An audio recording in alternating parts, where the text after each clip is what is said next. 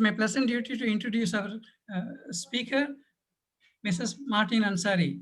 She is a gerontologist. A lifelong learner, Mateen Ansari did her MBA while her son was in high school. Am I audible? Yes, yes. Yes. Okay. Okay. As a grandmother in USA, she pursued a master's degree in gerontology from the University of South California in 2014. Coming back to India in 2014, the senior well-being platform DOBARA came into being for spreading awareness of elder needs, creating safe neighborhoods, creating and nurturing community with an emphasis on integrating available resources. DOBARA's special focus is on alleviating social isolation. At DOBARA, meaningful avenues are provided to elders to use their vast experiences to engage in intergenerational activities and volunteer work with a meaningful commitment. Martin is a social gerontologist who promotes holistic well-being in elder care, blending the sophisticated techniques and management of aging services from her studies in the US with the social and cultural norms of our diverse population.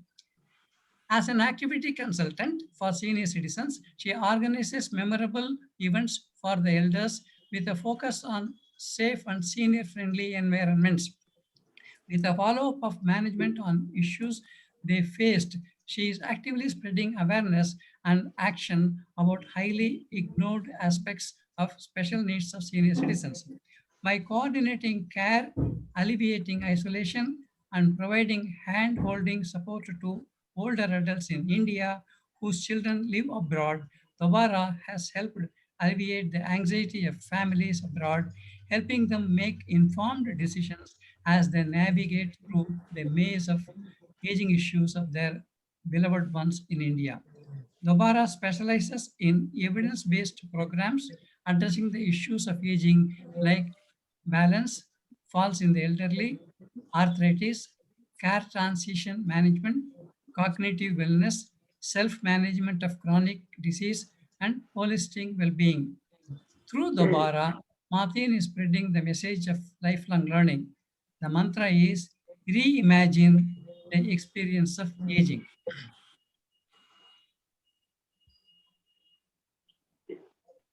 That was a brief introduction of Mateen Ansari Garu. We are in Hyderabad.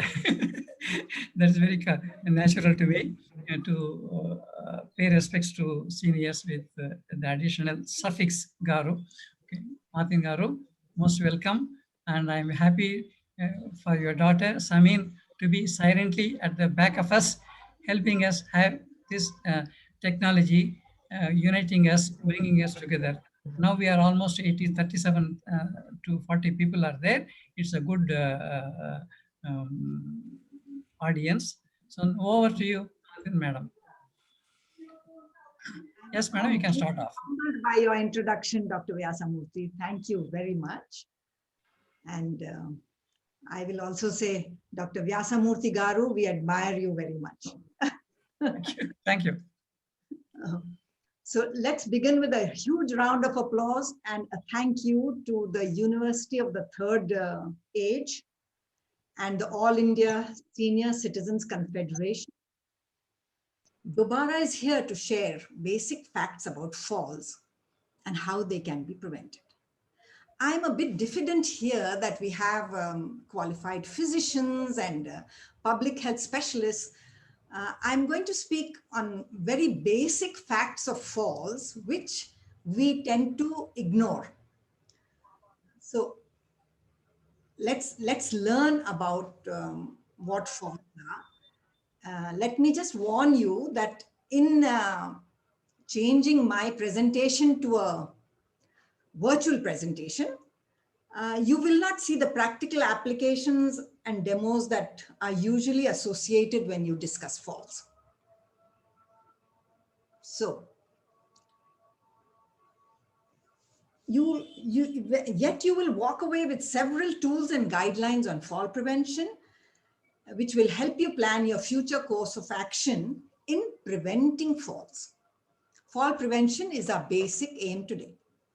So let us begin by understanding what a fall is, how it happens, and what we can do about it.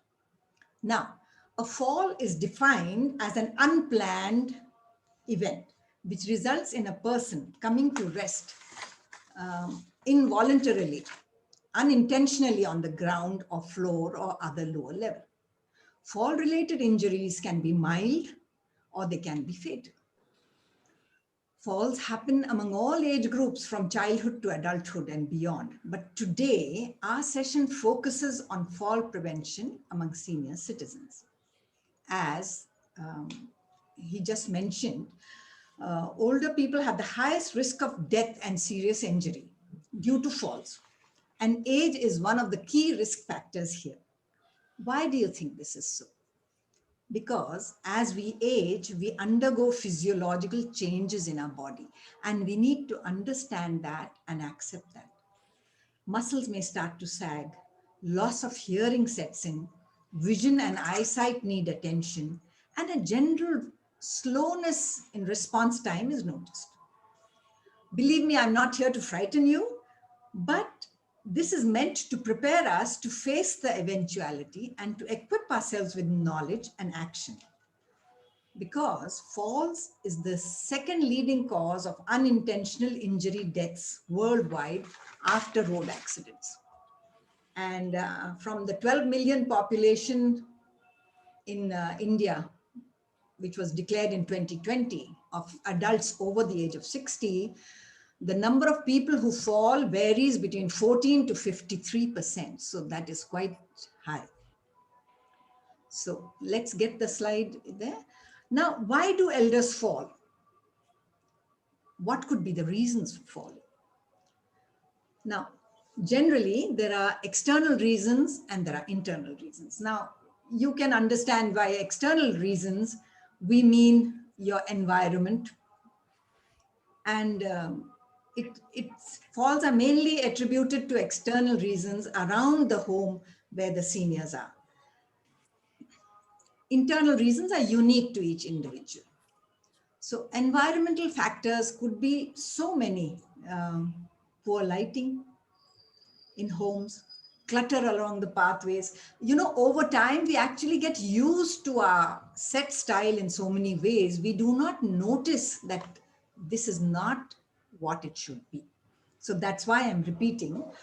If there is any area of disrepair in your house, like a loose tile in the flooring or a broken stair, loose carpets with sprayed ends, remove them. Slippery floors need to be redone now with the anti-skid floors. And by, we have to understand that as we change, we have to change things around us. So now let's come to those factors which are intrinsic to an individual. And each one has a different angle to this. It may not be the same for all.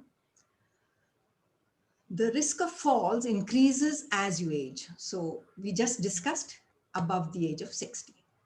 You're being born a female, being of the female gender is a big risk in falls.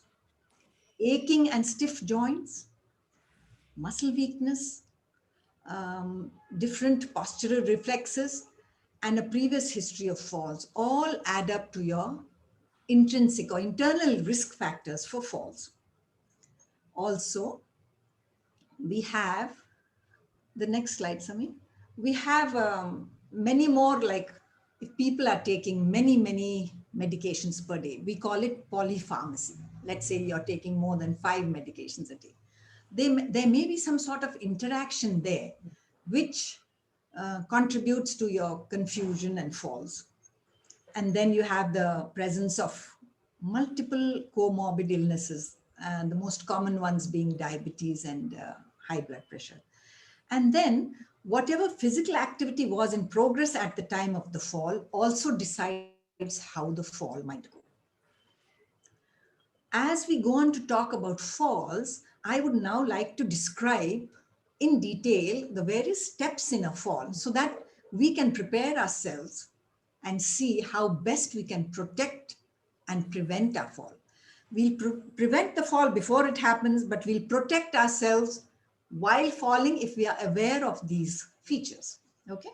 So the first phase of the fall is an initiating event that displaces the body's center of mass beyond its base of support.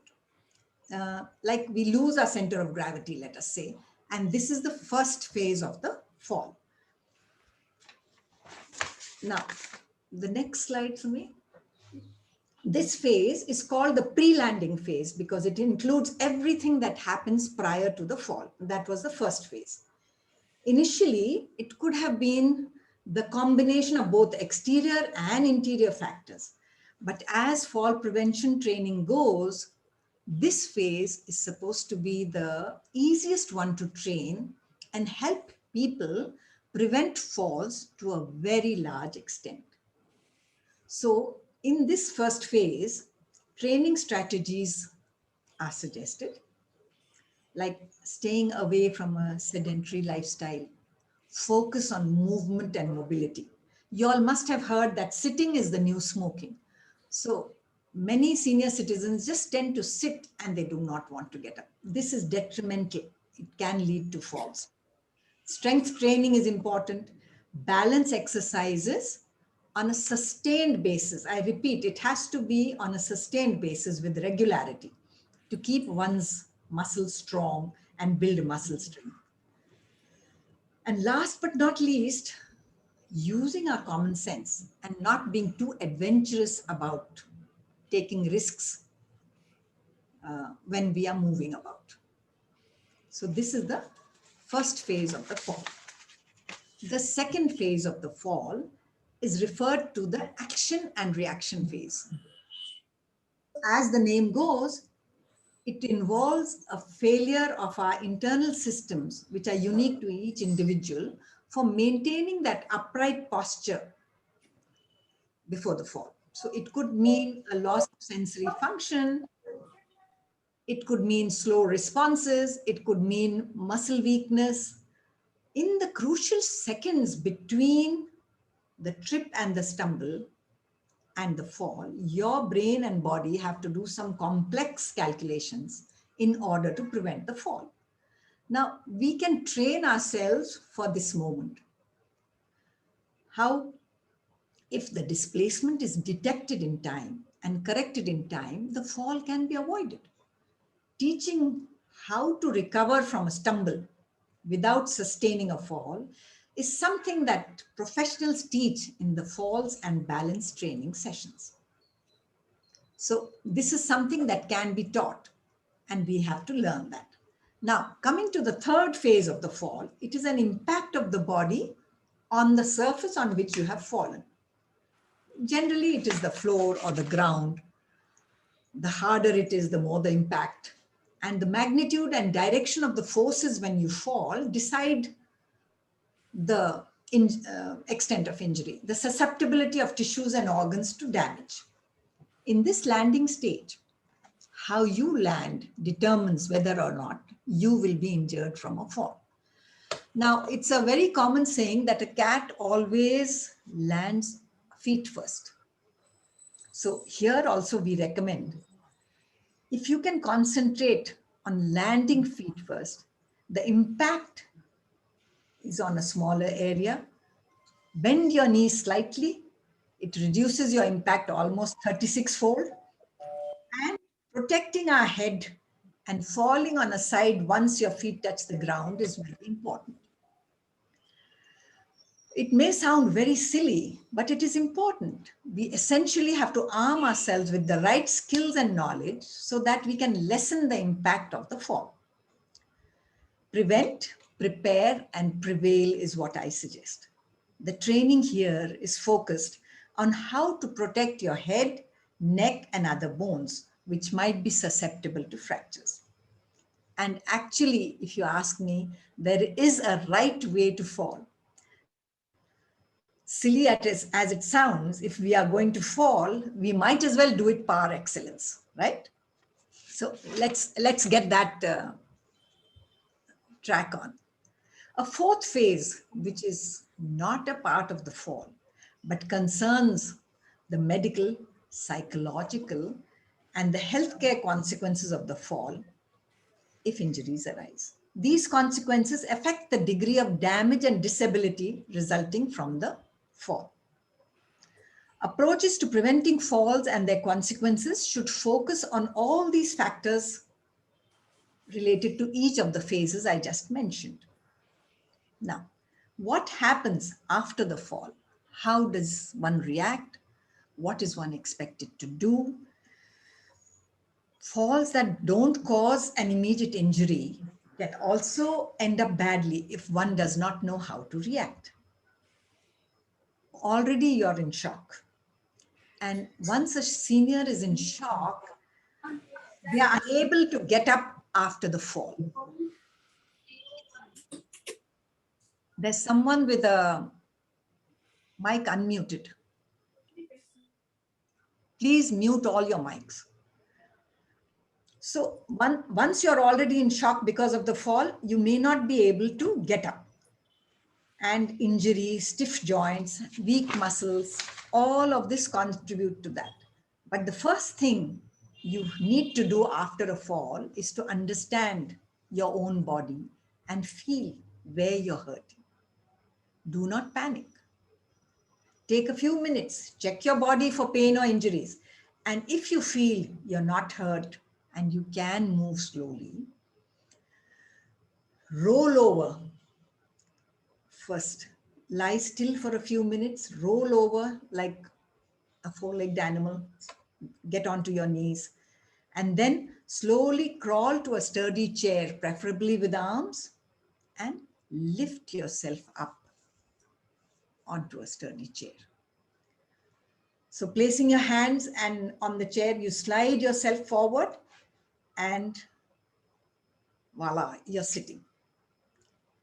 But what if you cannot get up after the fall? It's not that easily said and it's not easily done. What if you cannot get up after the fall? Please try not to panic. Reach out for the phone or an emergency response button that you may have. Now, I want to digress a little here. The emergency wristbands are available in the market. Panic alarms are available with long cords, which are within easy reach in washrooms. Single button remotes hanging by a cord around the neck are there. But many of us don't think it is necessary to have this because why would I fall? But that attitude we have to change now.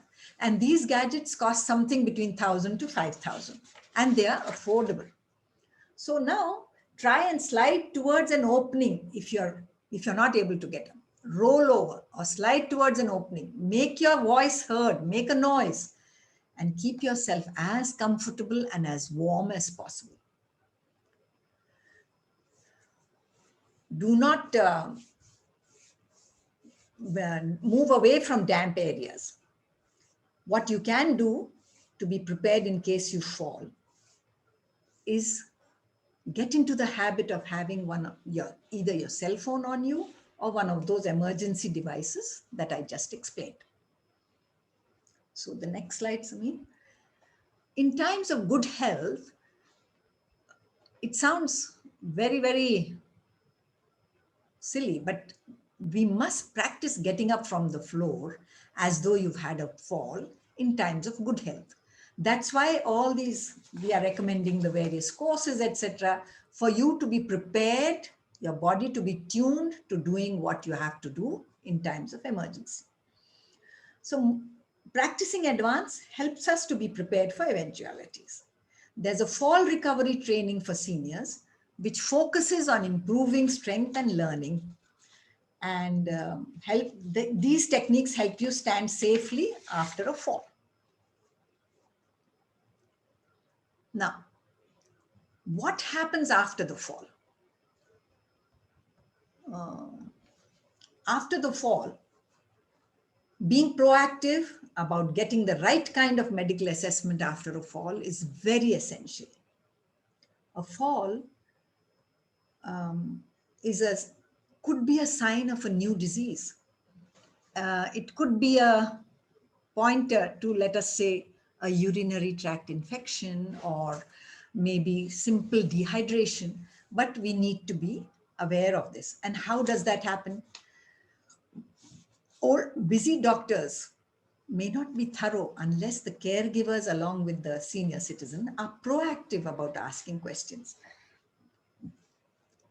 I understand most doctors do have the best intentions, but the correct questions and the interaction by the person accompanying can make sure that certain things are not overlooked. It may be the combination of medications, it could be the new disease, like I mentioned. So most medical visits after a fall focus mainly on the injury. But more than focusing on the injury on hand, also focus on why it happened and how to prevent future falls. So it is important that the medical team checks on all things that could have contributed to the fall. Now here, I have a list of factors to be looked into after a fall. Now the fall has happened. The damage is done. But how can we learn from this? I call it a cheat sheet, or it's also a perfect tool for an annual assessment for any senior citizen over the age of 60. So let us see what is in the cheat sheet. It is an assessment for an underlying new illness. Any small complaints that are brought to the physician by the senior citizen should be looked into in detail. Blood pressure readings, sitting and standing, have made a huge difference. Research has shown that orthostatic hypotension, which leaves some people dizzy and lightheaded, is an important factor for falls. So learning how to get up safely from a lying position and avoiding jerky movements, etc. Not everyone is affected by this, but it is a common feature as you age. Then a blood test after the fall is important, because checking on an older person's blood test gives you ideas about the person's blood count, a check on electrolytes, the level of sodium. We are getting to hear of this so often these days. Oh, his sodium level fell. So things like that are happening. Now, we come to the review of medication after the fall, or even annually. A medication review with your physician is very essential. There are some medications which, in combination with other medications, increase the risk of falls, or even by themselves, like sedatives, tranquilizers, blood pressure and diabetes medications, and anticholinergic medications, which block the action of neurotransmitters. The physicians here might be better able to explain it. It's a chemical messenger in the brain called the acetylcholine, which is responsible for transferring signals which affect specific body functions. If these are affected by medication, then the person is prone to fall. The fifth factor in our cheat sheet is called the gait and the balance. At a minimum, the gait and the balance assessment means that the doctor watches the way you walk, the way you turn around while walking, the way you sit on a chair, and the way you stand up for a chair. And general movement is observed, and gait and balance assessment is done. While doing this, address any pain or discomfort that the senior citizen points out to. Many people react to pain in the heels, in the feet, in the joints, or the back. Consider physical therapy referral for gait and balance assessment.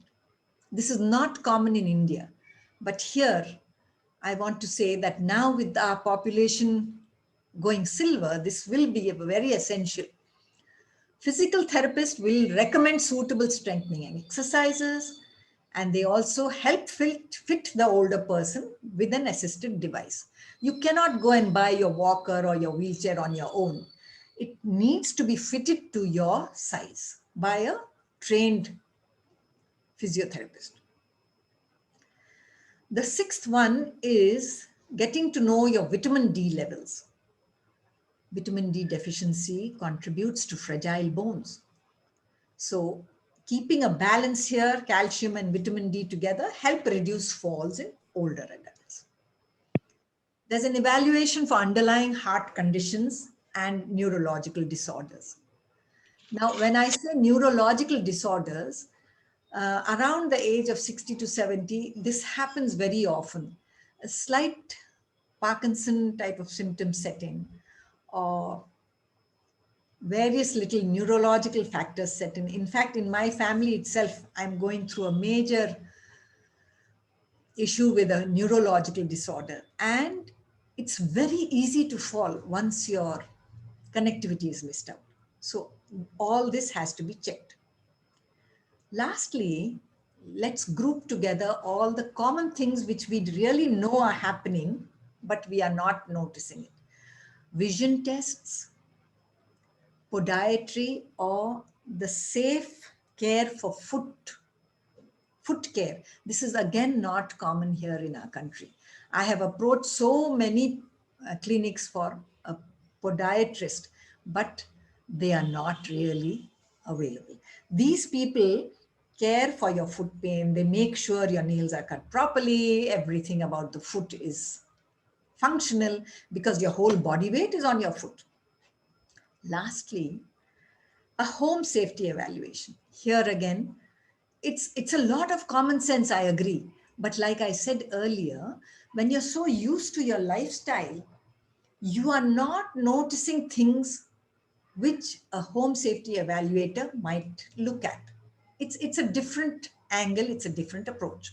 So when these people step into your home, they tell you, okay, this needs to be redone, or this area is dangerous. And then the idea dawns in your head, ki, yes, some changes need to happen and clutter has to be removed. Now, here I sum all of this into a very, very nice way of thinking. And I want you to listen to me very carefully here. As we age, okay, we need to be more aware that our homes and our lives need to age with us. Now let that sink in. As we age, we need to be aware that our home and our lives need to age with us. This means we need to make the prerequisite changes to our environments and our lifestyle so we can age in a healthy and active manner. So this is called an acceptance of your drawbacks. Aging is wonderful. It's full of wisdom and experiences, but there is an acceptance to it as well. Our internal world as well as our external world have to evolve with us. And then healthy aging happens. External and the internal world have to evolve with us. They have to grow and change with us as we age. Aging is changing and adjusting. It is all about changing and adjusting. So simple things like what we just discussed, home safety, home hazards, all these things will make a major difference in your lifestyle. So let's start with home safety, eye checkups, follow up on a comprehensive strength and agility program, insist on periodic medication reviews. I'm repeating this because it's very important. Evaluate your risk for falling and supplement your skill set with helpful fall prevention tools. I'm not trying to frighten you. There's good news. The good news is that most falls can be prevented by making a few adjustments in our daily lives and our daily routine. We are better prepared to face falls. So now we'll talk about physiotherapy and falls. The fall has happened, the injury has happened, etc. But we are talking about fall prevention. So if when we are fit, we give a little time to our body and train ourselves, what can happen? For the 60 and better, an annual assessment of physical strength, muscle strength, flexibility, and balance is recommended. And this comes from a physical therapist who works with you to prevent falls. And it's an ongoing process, learning and doing. So here we talk about pain during falls and going through a process for prevention of falls. Now here I want to tell you that DOBARA collaborates with a very qualified, experienced young neurophysiotherapist, Dr. Anjum. She has come to our city from Ahmedabad.